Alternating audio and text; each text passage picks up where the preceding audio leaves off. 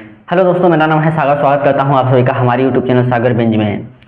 How to clear CTET exam, CTET का exam कैसे pass किया जाए।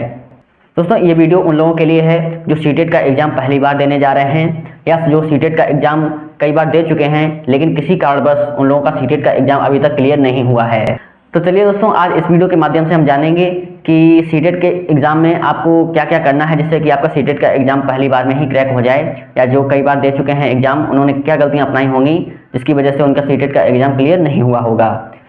दोस्तों, सबसे पहले हम बात करते हैं कि सीटेट एग्जाम की डिफिकल्टी लेवल के बारे में।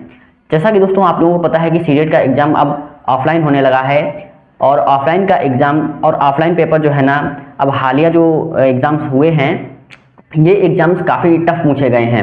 मतलब इनका जैसे जैसे ही ऑफलाइन एग्जाम हुआ है उसके बाद जो नेक्स्ट ऑफलाइन एग्जाम हुआ, उसके बाद फिर से जो नेक्स्ट ऑफलाइन एग्जाम हुआ है वो अब टफ ही टफ पूछते जा रहे हैं, मतलब लेवल बढ़ाते ही जा रहे हैं उस एग्जाम का।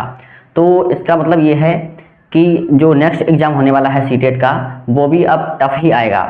उसको हल्के में मत लीजिएगा, उसकी तैयारी आप बहुत ही अच्छे से करिएगा, ठीक है। और दोस्तों, उसके लिए आपको इन 3 पॉइंट को ध्यान में रखना बहुत ही जरूरी है, और आगे जो कि मैं आपको बताने वाला हूं। यदि आप इन 3 पॉइंट्स को अच्छे से दिमाग में बैठा लेते हैं तो यकीन मानिए कि आपका सीटेट का एग्जाम जरूर क्लियर हो जाएगा।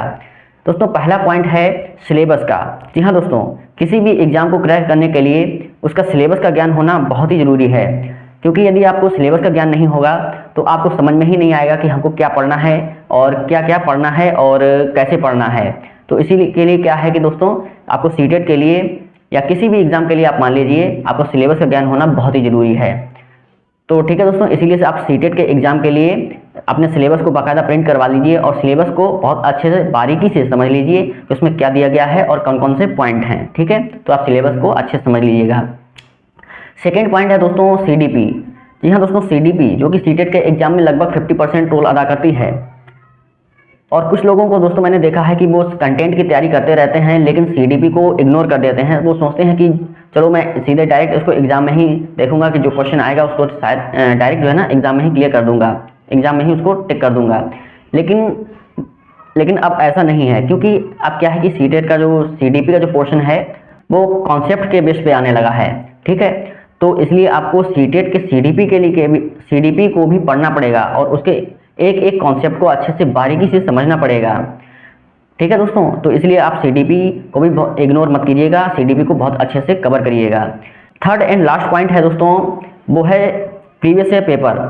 जी हाँ दोस्तों, बहुत से लोगों को मैंने देखा है दोस्तों जो सीटेट का एग्जाम देने जाते हैं वो ऐसे ही मतलब अच्छी खासी तैयारी कर लेते हैं, सब कुछ पढ़ाई कर लेते हैं, सीडीपी सब कुछ पढ़ाई कर लेते हैं, सीडीपी वगैरह सब कुछ पढ़ लेते हैं, लेकिन क्या होता है कि वो जो है ना प्रीवियस ईयर पेपर होता है उसको लगाते ही नहीं है। मतलब एक प्रकार से देखा जाए तो वो प्रैक्टिस करके ही नहीं जाते हैं, और प्रैक्टिस करके नहीं जाते हैं तो क्या होता है कि एग्जाम हॉल में वो समझ ही नहीं पाते हैं कि मुझे कितने टाइम में कौन सा पोर्शन कंप्लीट करना है। तो आपको दोस्तों ये गलती बिल्कुल नहीं करनी है। आप अपने एग्जामिनेशन से पहले प्रीवियस ईयर पेपर को लगाना बिल्कुल ना भूलिएगा, ठीक है।